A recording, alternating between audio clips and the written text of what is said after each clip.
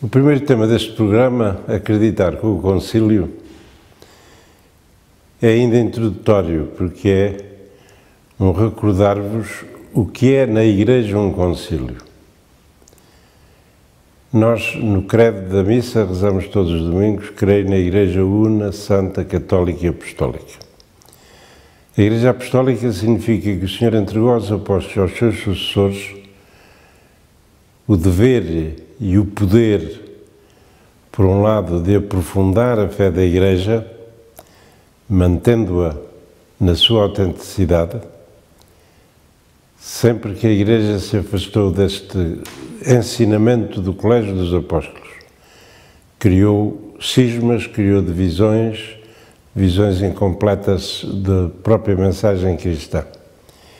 Mas este colégio tem, além de propor e aprofundar na sua autenticidade a fé da Igreja, tem também o dever de divulgar, de fazer dela missão, anúncio, porque desde Jesus até hoje o Evangelho do Reino, como eu gostava de lhe chamar, é para ser anunciado até aos quatro cantos da terra.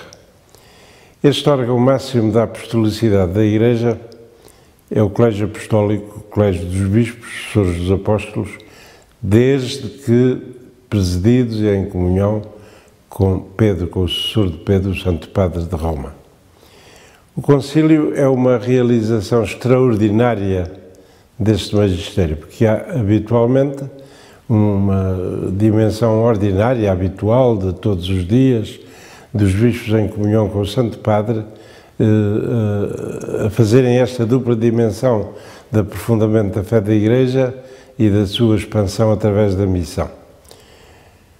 Ao longo dos séculos reuniram-se vários concílios. Talvez convenha, neste momento, dizer-vos muito rapidamente porque é que os concílios se reuniam. Porque não há nenhuma regra que diga de tanto em tanto tempo reúne-se um concílio. Os concílios reuniam-se para responder a necessidades e problemas especialmente importantes, às vezes especialmente graves, da Igreja. Os primeiros concílios são provocados pela clarificação da fé da Igreja. Estamos num momento em que a reflexão e a apresentação da fé da Igreja passou de um universo bíblico para um universo da cultura helénica, e nessa passagem há necessidade, há confusões, há expressões inexatas da fé da Igreja. E em relação aos principais dogmas da fé da Igreja, há momentos em que a Igreja sentiu necessidade desta reunião extraordinária para definir claramente, isso chamou-se definição dogmática, para definir claramente qual era a fé da Igreja, aquilo em que a verdadeira Igreja de Jesus Cristo acredita e que ela recebeu dos apóstolos. Depois há um segundo motivo para reunir grandes concílios, que foram problemas especialíssimos que aconteceram na Igreja. O primeiro grande choque da unidade da Igreja foi o cisma de Constantinopla, do Patriarca de Constantinopla, e que deu uma divisão que ainda hoje existe entre ortodoxos separados e os católicos, e foi um choque de tal maneira grande na cristandade que se reuniu um concílio nessa altura para ver se se punha cobro a essa problemática. Foi o Concílio de Florença. O mesmo acontece depois com o cisma do Ocidente, ou seja, com a Reforma Protestante, o cisma de Lutero, de Calvino, dos seus seguidores, que deu origem àquilo que hoje nós chamamos vulgarmente as igrejas protestantes e que se desmultiplicaram em muitos grupos, em muitas confissões variadas, exatamente porque deixaram de ter referência a este alicerce seguro do corpo apostólico unido na definição da fé da Igreja.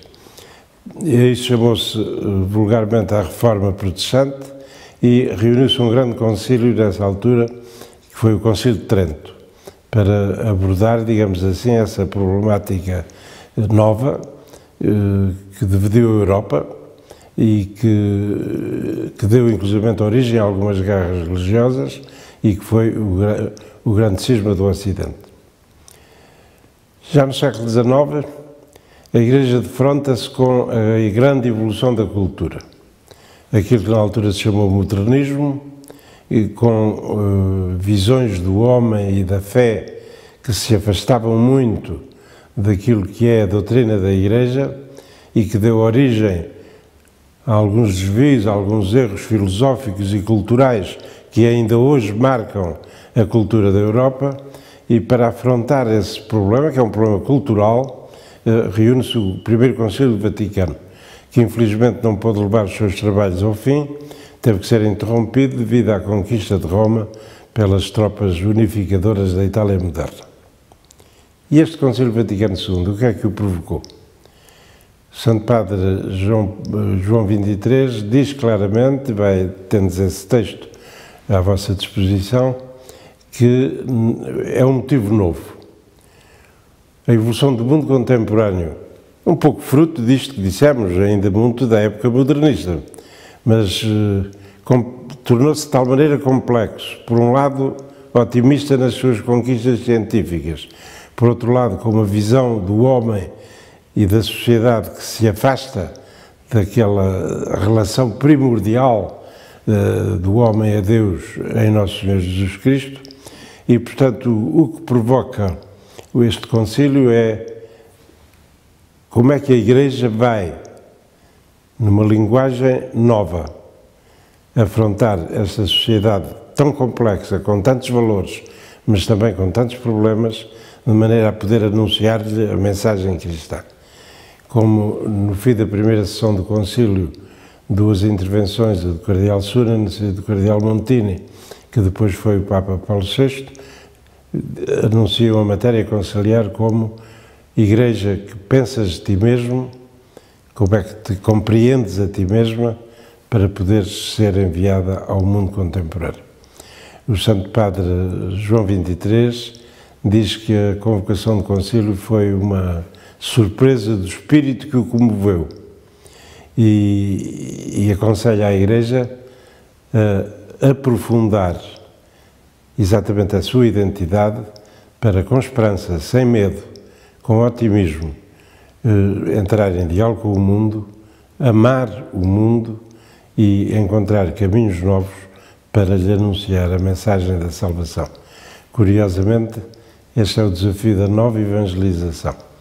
A nova evangelização, no dizer de João Paulo II, supõe um novo ardor da fé, portanto, viver a fé com uma radicalidade nova e ter a ousadia de intuir e inventar caminhos novos para o nosso tempo, para poder anunciar a este mundo que parece tão afastado de Deus a mensagem da salvação.